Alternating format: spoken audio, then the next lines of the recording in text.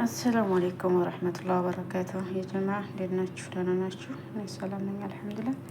ይህ የምትመለከቱት ሂና ማለት ነው እና ይሄ ሂና እንደዚህ ተለውሶ ተተቀመጠ 5 ቀን ነው። በነገራችን ላይ እኛ ሂና ለጠጉር በጣም አሪፍ መሆኑን እናውቃለን፣ ግን አጠቃቀሙን ያልተረዳ ነው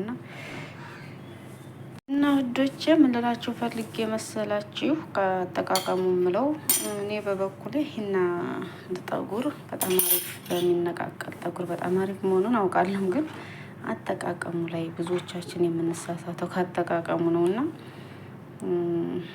ኢትዮጵያም ሆኜ እጠቀማለሁ፣ ግን ትንሽ ጠጉሬ ሲነቀል እንደዚህ ሂና ግዝት አድርጌ አውኩቼ እጠቀም ነበረ።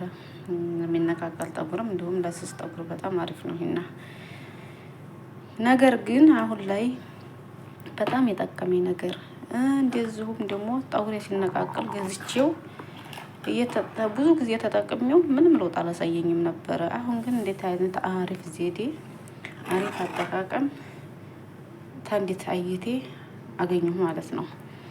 እንደ አጋጣሚ ከአየቴ ጋር ደውዬላት እያወራን እያለ እንደ እኔ መዳም ሂናውን ካቦካችሁ 8 ቀን ሊሆነው ነው ስትለኝ፣ እንደ አጋጣሚ እኔም ደግሞ የዛን ሰዓት አብኩቼ ነበረ።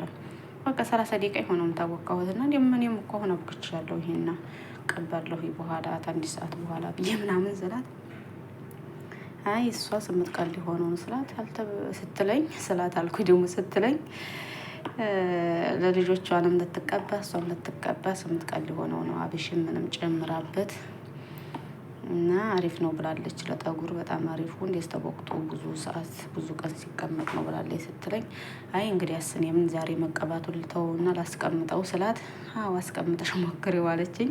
እንደ አጋጣሚ አስቀመጥኩት። 4 ቀን አስቀምጬ በ5ኛው ቀን ተጠቀምኩት። በጣም አሪፍ ነበረ። መልሼም እንደዚሁ የዛን ቀን ታጥቤም ደግሞ መልሼ 4 ቀን ላስቀምጠው አቦካሁት፣ መልሼ ተጠቀምኩት።